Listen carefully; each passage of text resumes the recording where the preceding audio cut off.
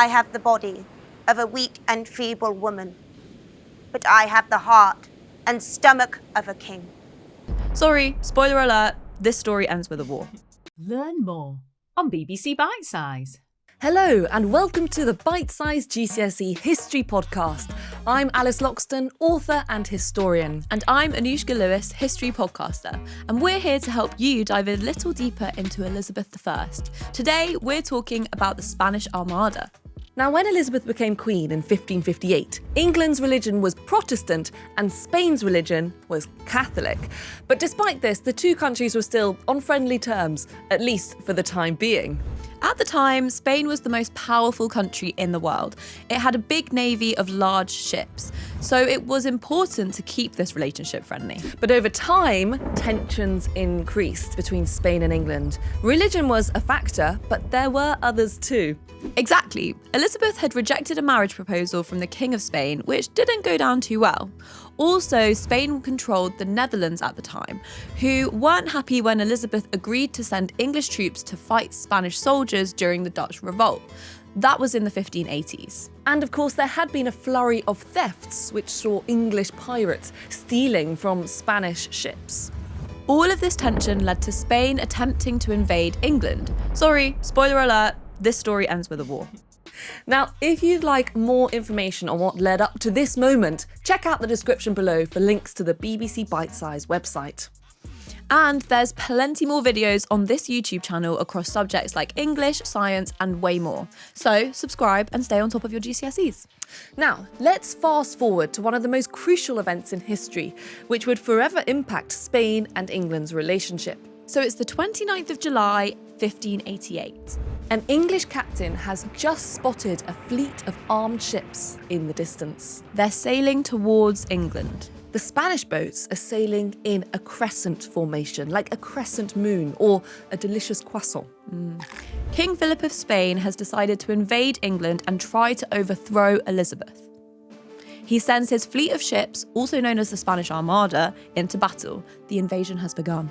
Now, in response, England needed to prepare for battle. So 10 days later, on the 9th of August 1588, Queen Elizabeth delivered a speech to her troops, which would go down in history.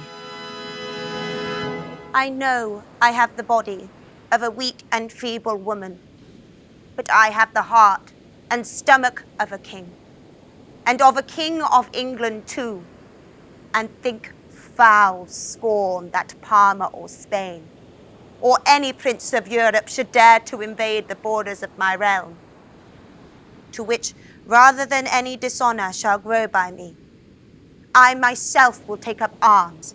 I myself will be your general, judge, and rewarder of every one of your virtues in the field. That was Elizabeth delivering her famous Tilbury speech. But what do you think of her calling herself a weak and feeble woman there? Yeah, that bit really stood out for me. I'm not sure I'd personally describe her that way. Well, I think it's a clever way for her to prove to people that she can both be this pure and feminine queen that they might expect her to be, but also the strong ruler that they need her to be in that moment. To understand more about Queen Elizabeth's character, you can head to the BBC Sounds app. We've made some more GCSE podcasts for you to listen to, and we'll pop a link in the description as well. So, what actually happened during the Spanish Armada? Well, it wasn't all smooth sailing for the Spanish, shall we say. They left Lisbon on the 28th of May, 1588, but immediately hit storms in the Atlantic. They had to repair their ships and didn't set sail again until the 21st of July. Which was an unlucky start. And just 1 week later, the English spotted them in the distance. As the Armada sailed through the English Channel, they were chased by English ships, but their crescent formation gave them quite a strong defence. The Armada then anchored near Calais. Their aim was to pick up more Spanish troops from the Netherlands before setting sail for England again. But the English sent in fire ships to attack the Armada. These were wooden ships filled with tar, gunpowder, and loaded cannon. They were set ablaze and sent to drift towards the Spanish ships. Now, the Spanish weren't expecting this, and in the chaos, they scattered out of their crescent formation. And the weather was a big factor too. Wind blew the Spanish fleet towards dangerous sandbanks where the English continued to attack, causing significant damage. So the Armada tried to escape back to Spain, but the English chased them northwards all the way up to the coast of Scotland, and eventually the English had to turn back because they were running out of supplies. This meant the Spanish had to keep going all the way around the north coast of Scotland, where they ran into terrible storms. Thousands of sailors drowned. For a useful breakdown of the Spanish journey, head to the GCSE history page on the BBC Bitesize website. Spain lost about 20,000 men and almost half of the ships they started with. In comparison, England lost around 100 men, although thousands more did die from illness in the weeks after.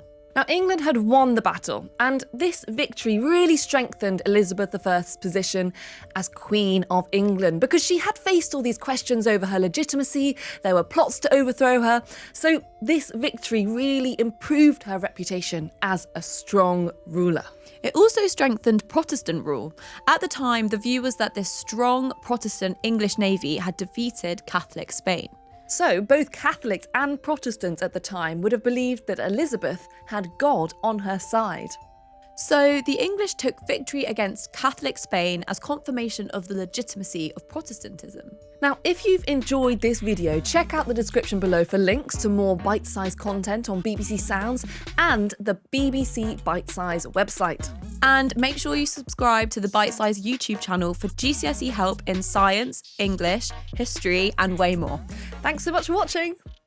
For in-depth GCSE resources and practice, visit BBC Bitesize now.